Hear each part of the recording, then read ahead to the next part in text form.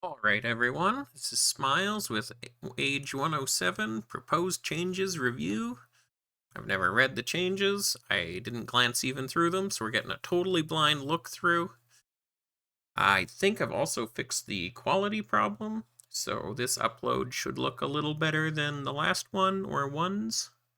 I've got myself a cup of gin, cup of water, we're good to go. Before we get started, I still need a job. I've got a bachelor's in business, majoring supply chain management. I live in Canada. Get me for a bargain because I'm entry level, but clearly strong enough to lead Utopia. Anyways, now that my own endorsement's done, let's see what we got. Age 107 Onward is embracing Utopia history. Onward meaning forever? We're never not embracing history? Anyways. The next several ages, we will revisit iconic, so just several ages. More popular ages from prior era, but we're going to use current mechanics, so we've got a bit of a mashup versus current ritual, stance, meta, and buildings and stuff. But we've got old mechanics, sounds cool. Rediscover.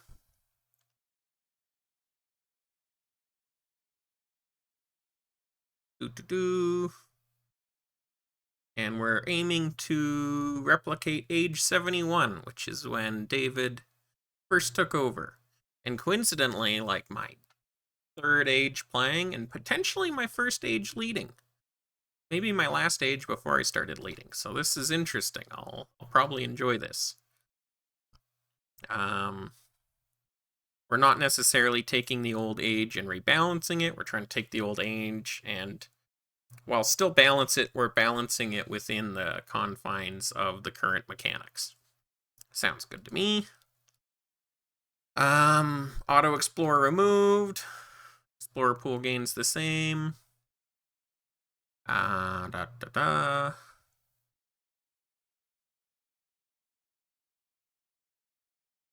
So as I read all this, basically you're only going to go over 1,000 acres if you get aided or you have a war win. And those acres only explore upon a war win. So does that mean if you had like 15 guys with 2,500 acres in pool and then you won a war, they'd all instantly have 1,500 acres explored? Sounds like to me, so you might see some weird stuff going on. Okay. Daily acres scale with week of the age. That's a lot of land. Like mid-age, everyone's getting 50. Like end of age, you're getting 50 acres a day. That's literally equal to current Auto Explorer. So mid-age, you're getting like half of Auto Explorer, 3 acres daily. That's interesting. I know a few people have suggested something like that. I think it's a decent enough idea. I think anything that adds acres to the game is actually a good thing, especially if you can't avoid it. I my big pet peeve is when you add forced growth to the game, but you also keep in ways for people to intentionally avoid it. So you have people like Swea, not recent Swea, but ages past Swea, they intentionally tank wars and drink and play 23 and then they farm all age sort of thing. I'd like that to be outside of the current way people play. So we'll see if it does that. Explanation, give feedback. Okay, soldiers are 1-0. So let me just check real quick. Specs seem to be really nerfed and elites somewhat nerfed. So 1-0 is probably not that much nerf. Aggression specs being half as strong, or aggression soldiers being half as strong as regular specs is probably a buff overall. 4 and 4 is your base. Prisoners and mercs at 3/4 strength. Warhorse strength at 1/4. So compared to current ages, warhorses are like 25% better. But we'll see how things go. Nothing too interesting, and no major mechanics change otherwise. So I think unless we see something underneath, that seems pretty cool. Avians. Here we go. Races. Avians. 30% attack speed. That's a huge attack speed buff. Can't be ambushed. 40% birth rate. Elites trained with credits. Wow. So you'll just almost never ever see a single O-spec. Especially because your elite's 3 times as strong and only twice the price. So almost never seeing an O-spec on Avians, okay. And you have Bloodlust, Fanat, and GP. So you've got what looks, on its face to be a ton of offense and a lot of good modifiers here. That should be one word, I think. Wow, that seems strong. They're very fast. You've got birth rate. We know there's a big economic meta going on. You've got free elites with credits, which is great in war. It's also just cheap training out of war. End of war ceasefire, you're getting whatever, like 3 elites per acre for free. That's sweet. You got minus gains, which is not a huge deal, especially if you throw in a lot of raises or masses and not just pure chains. But even with the chains, it's no big deal. Seems like a strong elite. Yeah, Avian looks to be awesome. We'll see how everyone else's elites pan out, but on its face, this seems crazy strong already. Dwarves! 25% BE, very standard. Free building construction, and credits for raise. So that's classic dwarf. I think most of us here are used to seeing that. Half build time. All very classic dwarf, nothing too fancy here. No accelerated construction, but you have the 50% build time built in. Extra food, regular. So they've got the buffed specs, 5/5 instead of 4/4. Oh, is it one of these ages where everyone goes 100% elite dwarves? I think it is. I'll try and keep my head in the way of that light. I seem to recall this age having a lot of dwarven walls. Is this the age that Sparta had 2 kingdoms and then got banned? I think it might be.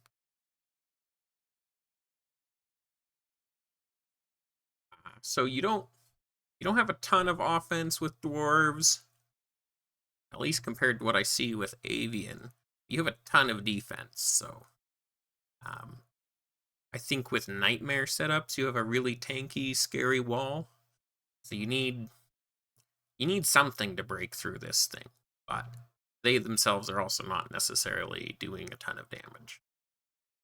This seems like a good age to have some attack speed on your dwarf. Maybe you can navigate in between enemy waves and you can sort of semi-suicide. Interesting. Super tanky, high defense, but no huge offense or anything. Elf. Ton of WPA, ton of bonus damage on spells, a bunch of free runes. Very defensive, that's offensive and military casualties, so that's like a classic undead or cleric buff added in. You've got invis, so you've got a bit of thief power. 50% military wages is pricey. And based on the elite, you want to go full elite if you have to. Even just for full defense, you could definitely go mostly D-specs and add in elites as needed. If you want to keep net worth low, or you're just unable to afford either wages or training. But 35% WPA is a shitload. 25% damage is a shitload. Things like lightning strikes just go crazy with that much bonus damage. Fireballs, all that good stuff. You could definitely run this as like a hybrid or attacker too, in theory. You've got a lot of defense, you've got offense. You've got a ton of defense home if you've got mixed D-specs and elites. And if you go like a pure elite build and compare yourself to a dwarf, you know, is that WPA runes and casualties worth that building efficiency? Maybe. 35% casualties is a lot. 50% runes is a lot. You turn that into building efficiency, and you're not that far behind Dwarf. You add all that magic power. But yeah, 50% wages is a buttload. So be prepared for that. Fairy. Well, here's that damage I was talking about. That is a buttload of spell damage and operation damage and bonus mana. So, and you got that 10-point elite. So this is the most defensive pick we've seen so far, with a crap ton of potential damage. 40% damage on Sab Ops is crazy. You're getting like 50% runes in one op sort of thing. The bonus damage is really good for ops like Greater Arson, which can kind of be a slog. With a fairy, you're going to blow through watchtowers in like 6 ops. Then you just have insane night strikes going on. You have extra mana and extra damage, means you're blowing through people with fireballs and nightmare, lightning strike. The only thing here is, your greeds, your chastities, your MS aren't anything special. So ideally, you want to find a way to keep that all together. And of course, racial spells and Tree of Gold. So you've got Greater Protection, you've got Invis, you've got Fool's Gold, Invis, Mage's Fury. I'm not sure what else we'll see, but you got a lot going for there. Minus 10 income, that's usually not a big deal if you have Tog. And certainly not going to be as bad as in minus or plus 50% wages on the elf. 5% population. It hurts a little bit, but it's certainly not as bad as 10% population, so. We still have the horse net worth and 2 horse offense? Is that left over from last age? I'm not sure if that's intentional or not, because last stage had the free horses, so. I suppose if you're like an all-elite guy, you can throw free horses onto your fairy? Maybe if you're a fairy rogue, you can use them. A little bit weird. I'm not sure what to make of this, but, if you do have a +1 warhorse, your full elite military is honestly not that much weaker than a full elite elf or dwarf, because that's effectively 6-10 versus an 8-8. But then you've got just that much damage and all those spells to work with. And, you might get a little bit worried about how much mana you have with all those racial spells, but you got the +1 mana per tick, or only. You do need to check if that includes End of War Ceasefire, because that affects your Tree of Gold a lot. Also, please nerf Peaceful. I know there's no mechanics changes yet, but Peaceful needs to change, especially if we're doing weird new mechanics. It's just bad news. Anyways, Halfling. That is a lot of stuff going on. So 15% population, I think we all know, is a huge amount of population. And 50% TPA, and 1 stealth per tick. So that's crazy. You even have 8 elite defense. So you're 100% if pure elite. Way more defense than elf.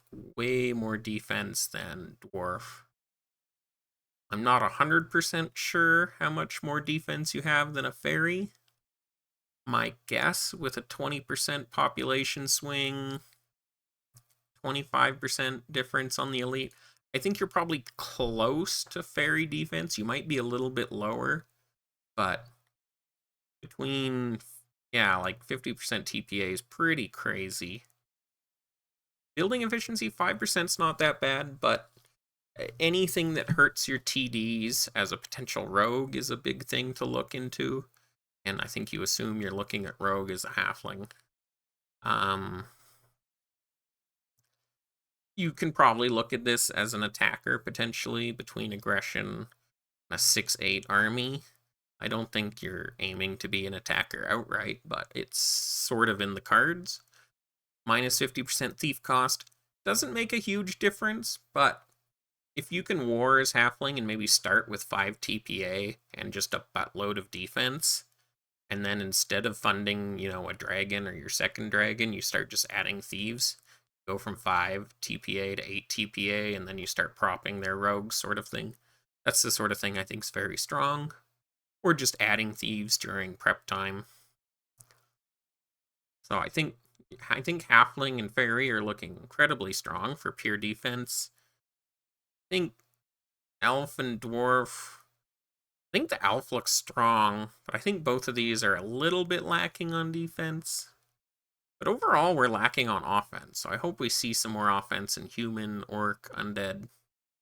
As avian is strong as I thought avian was, I think these defenses are pretty scary. 30% income, no income penalties, quick feet and GP. Current age quick feet's pretty strong. I think old quick feet you would have had to instacast it for all generals. So that's a fair buff if we're replicating a past age. 11 offense. 5. Well, that's similar to the offense we saw for avian. With a 3-point horse. Okay, so that's actually more offense than avian. And a bloodlusted avian. And you've got a bit of attack speed, but I think without some sort of science bonus or tree of gold, I think humans is pretty lacking here. It seems quite a bit weaker. Even ignoring these penalties, your military's just quite a bit further behind other picks, and it's really high net worth.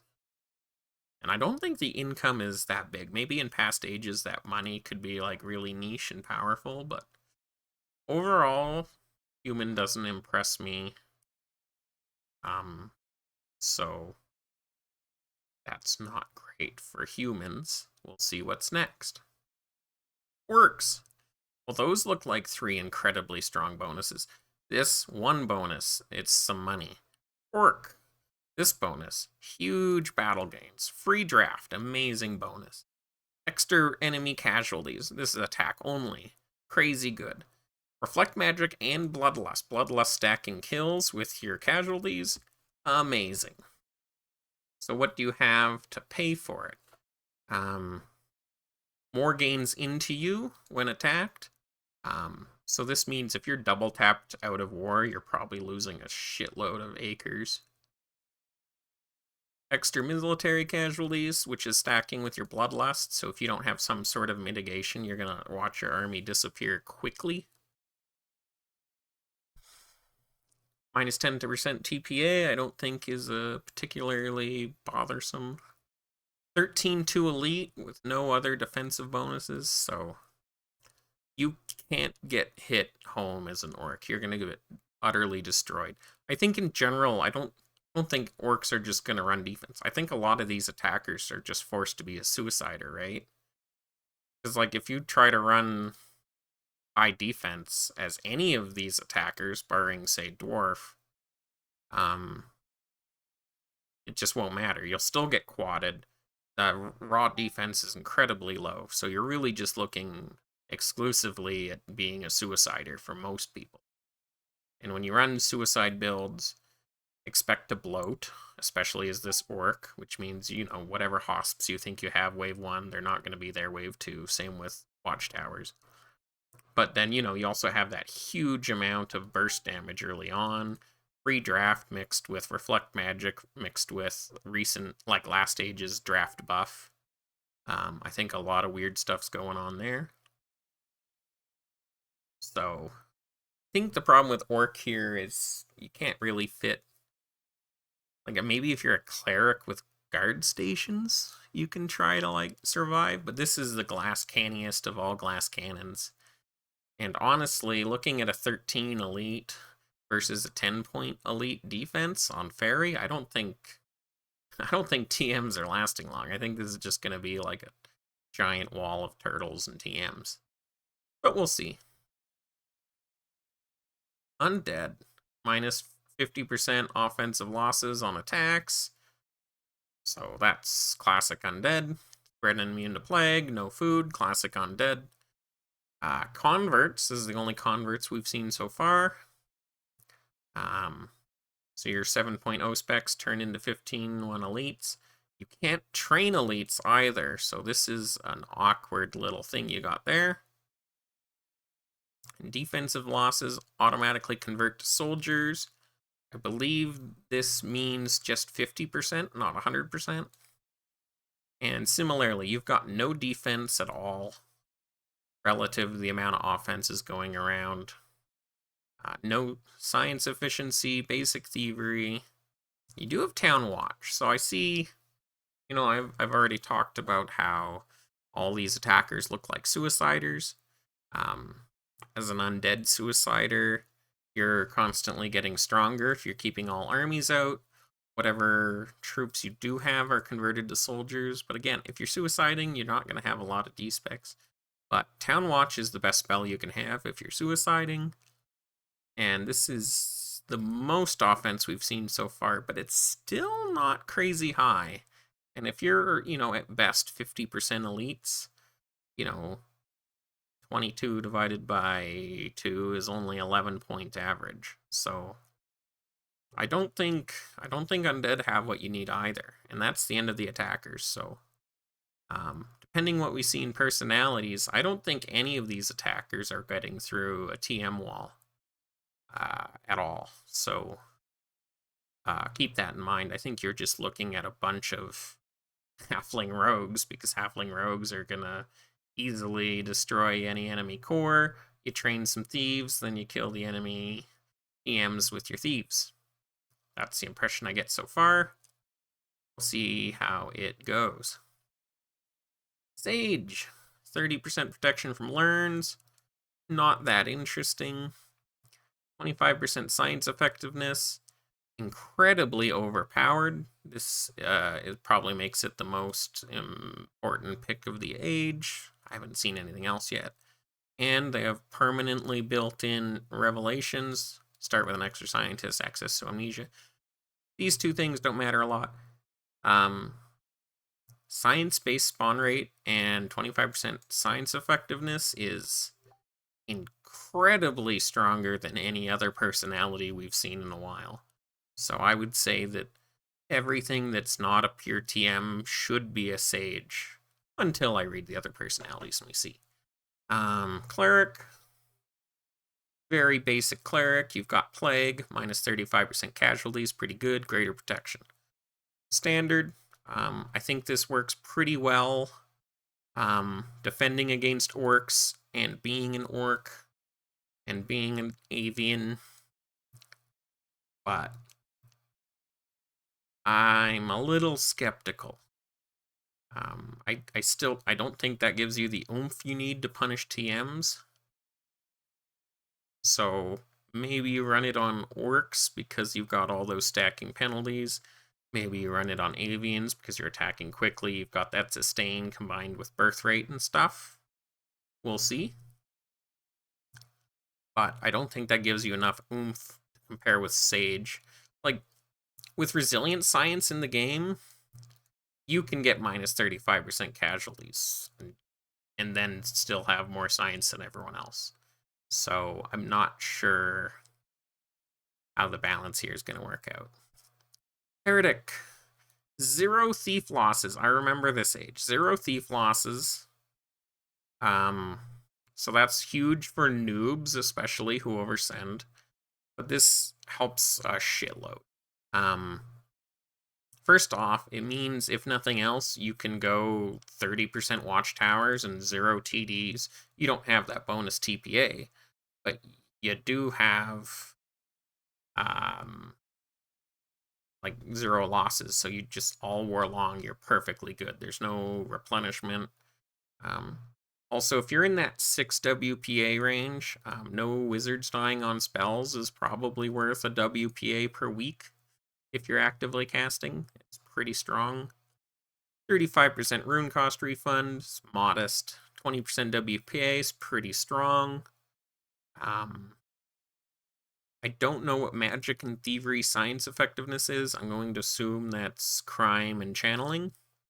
Access to nightmares and blizzard. Access to revelations. Okay, so this is a TMs get revelation 8.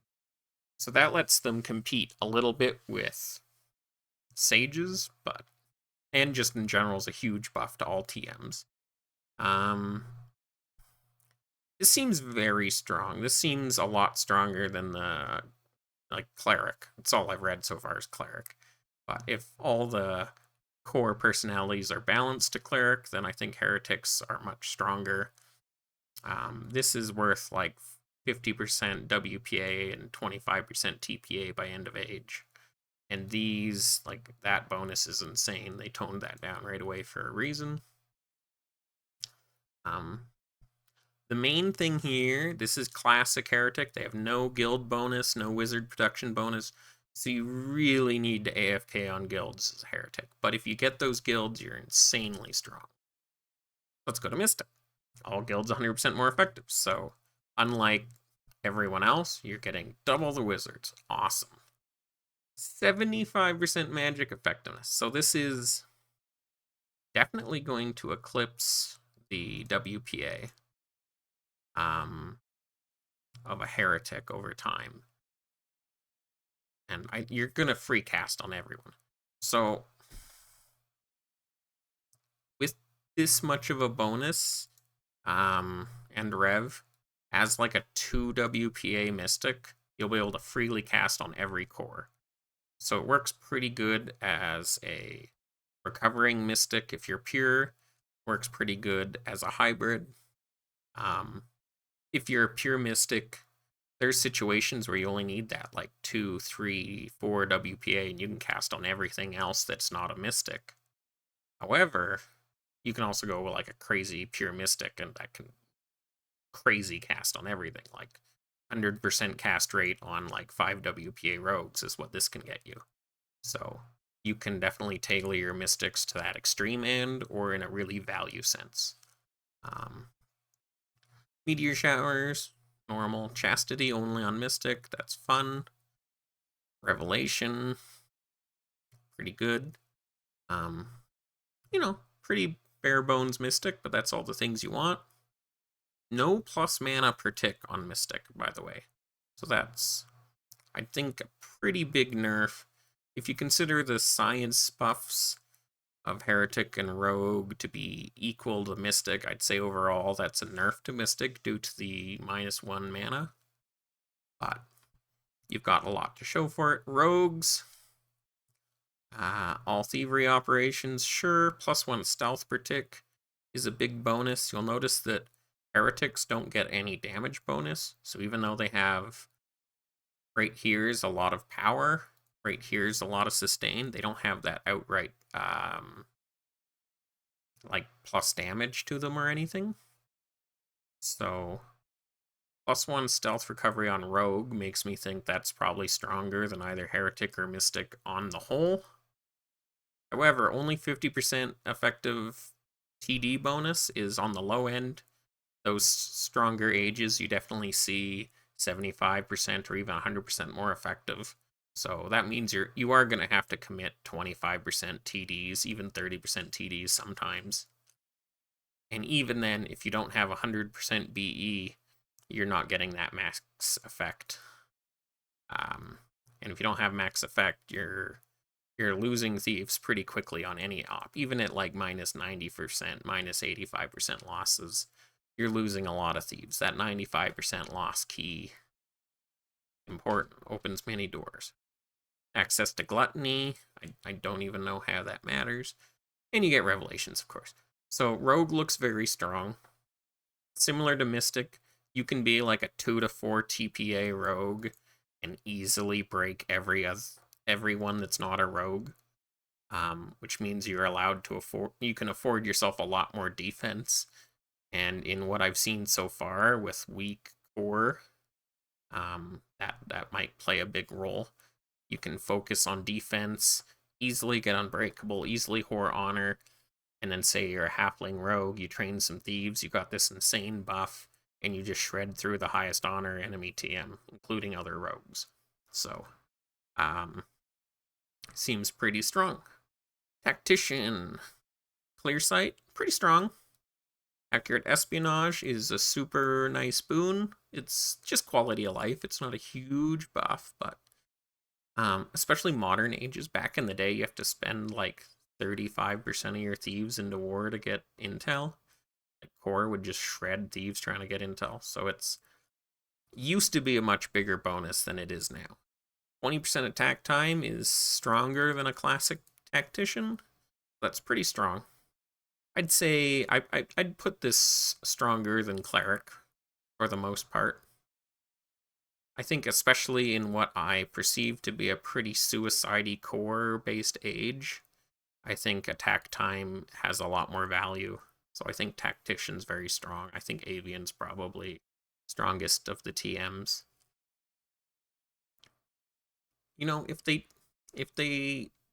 tuned back that gangbang protection on bounces, I could see a Bloodlust Onslaught work core bouncing down TMs really well. But as long as that gangbang protection from bounces is in the game, you really have no mechanical solution to high def enemy provinces.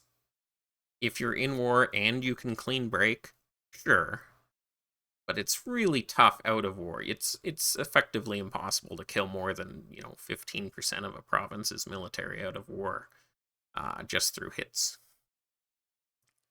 Okay. War Hero, 120% honor effects. That's the highest I can ever remember seeing. That's an insanely powerful buff. Convert specialists, maybe valuable. I think for the most part everyone feels rich based on last age. With the draft bonus, but this, it'll help some people sometimes. Immune to dragon and income effects. Immunity to dragon's pretty huge. If you ran, a TM wall with a war hero core, I think you can ignore every dragon that isn't a sapphire. And even depending on the TM matchup, you might be able to tank a sapphire. In general, though, the immunity to dragon doesn't help, because you have to slay a dragon anyways. If it's a ruby or emerald, often your TMs can tank it. If it's a topaz, it's pretty hard to tank these days with the income and the auto land burn. But I think if you happen to have a stable economy, I think TMs can probably tank a topaz, and it's not even much worse than just slaying it. I think you're probably slaying most topazes. You're probably slaying sapphires, but in a way, it makes emeralds and rubies off the table. It probably helps, I don't know. 5% battle gains is a really small benefit, but it's there. Access to war spoils, pitfalls, and fanaticism. 5% offense is great for Fanat. War spoils has its moments. Especially out of war, it can lead to, interesting situations, but it's not, I'd say, an all-the-time benefit that matters a lot. Pitfalls, you don't have to pick elf or fairy, but I think you're going to have some elves or fairies, so it's not a huge deal that you have access to War Hero. I'd say overall, War Hero seems incredibly overpowered if you expect to win, wars quickly. Any war where you're getting a few core, like, if every war you have, your top honor core is just getting shelled, it's probably not doing it. If you looked at most kingdoms this age, outside of 410, who was growth based and never had really a hard war, I don't think anyone had a particularly high honor core anywhere on the server. A few V counts now and then, but it's not like you had a wall of V counts and counts on anyone. So I think unless you have some plan to specifically farm honor, which would probably mean playing Dwarf or Elf with all elites and just soaking what honor you can when you can. I don't think this is particularly strong. But I think even with just like a Baron average core, you're looking pretty decent. I think with Baron 0.5, like half of your core Viscount, half your core Baron, this is probably a very strong bonus. And I can see down here, Warrior's only at 10% offense, not 15. So I think War Hero's outperforming most Warriors on the offense front. You know, you've got 4 sort of minor bonuses on War Hero plus Fanat. So I suggest you try to go Avian War Hero and win a few wars and then scale with honor if you can. You know, that's a lot of ifs. Warrior, 10% offense. You know, 10% offense is great, but that's a pretty small bonus compared to 75% TPA, +1 stealth, a bunch of free ops, and free buildings, and revelation. Like, you see how that's 10% of one thing, and this is more than double a thing? So, I think we've got some issues here. You do have that general. I think that goes a long way. I think in especially what seems to be a pretty suicide low defense core age, that the general's probably very strong. I think that Sage is stronger than every attacker here that I see by quite a bit. I think I prefer Sage, then Tactician, then War Hero. No, then Warrior, then War Hero. But if you can get some honor, I'd say War Hero's second strongest. But as is, I honestly think you're just going to see 15, yes, literally 15 pure TMs in every kingdom, and like 10 sages. I think the balance here looks pretty awful. You know, not to shit on anyone, it sounds like we're mostly copying a past age, but based on the numbers I see, and other mechanics in the game, I think you just run... I don't know if you run... I don't think you run Dwarf Pure TM unless you're expecting to farm with that elite at some point. And I think that's going to be tough to do. I think Elf has a big place in the game with the WPA. Like, this is an incredibly tanky, but you know, if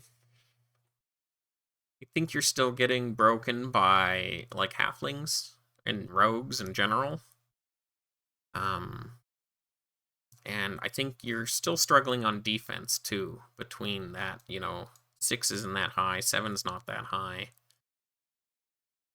So my impression is that Elf is going to have its day in the sun. It's going to be really tanky and valuable.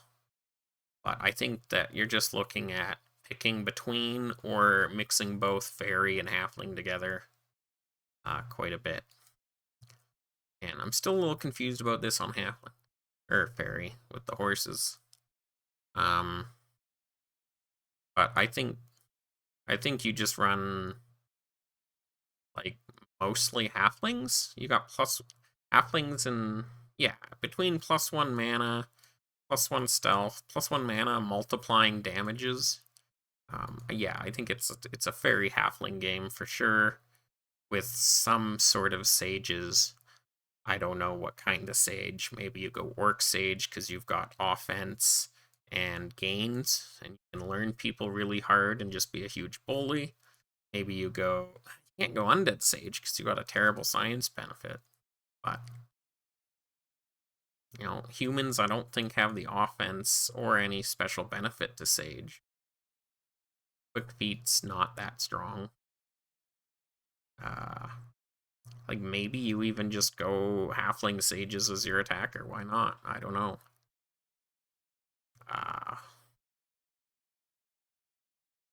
classic Dwarf Sage, stacking building efficiency. You can be tanky and offensive, that gives you a lot of play this way and that. Based on what I see of the core, I think Avian's probably strongest core, followed by Orc. I think Dwarf gets special mention both on core and TM, just because it occupies sort of this role in between them. It's not really a hybrid necessarily, it's just not that sort of pure classic attacker. So, yeah. Oh, and I guess I rank Cleric probably lowest of the attacking personalities, except for specific situations. Like, you could have an insanely tanky elf cleric with a lot of defense, hard to chain, but what does it matter unless it's either got a ton of peasants or it's breaking a TM? Like, that's sort of all that matters as an attacker, is are you breaking TMs? No. If you're not breaking TMs, are you really, really destroying the enemy core? That can be either attack speed or gain sort of thing. And it's like yes or no. Then it's also like, what's your economy like? There's no infinitely power chastity in the game anymore. Fireballs are, a little bit iffy here and there. So like, if you run, say, an Avian core, that's really hard to chain. You can't ambush them. Their armies are home really fast, means they're not deserting very much. They've got sustain through their free elite credits that other races don't have. A 40% birth rate alone, with attacking more, you gain peasants every attack. I think that's your best anti-TM core, and not necessarily because they're breaking TMs, but because they're causing the most issues for TMs. TMs can't control them. You get a dragon on your TM, suddenly all your TMs are weaker. So, my impression is big wall of sages, or a big wall of TMs. Maybe you go something like Avian Mystics. I mentioned that Mystic can do a lot with just like 2 WPA. So if you have, if you had, 15 Avian Mystics mixed with 10 Halfling Rogues, like, I don't know. It seems like you're going to have a lot of offense. No one's going to lose any peasants ever. You're going to have unlimited walls of Fireball. Something like that. Of course, if anyone succeeds at getting honor and holding honor, War Hero is gonna win, right? Like, that's the strongest potential of anything. It's just unrealistic for most people. So yeah, that's changes. Thank you, Perzane, for this age 71 change. My main takeaways are, please fix peaceful, because it's really anti-fun right now. So number one, fix peaceful. It's just super bad for the game.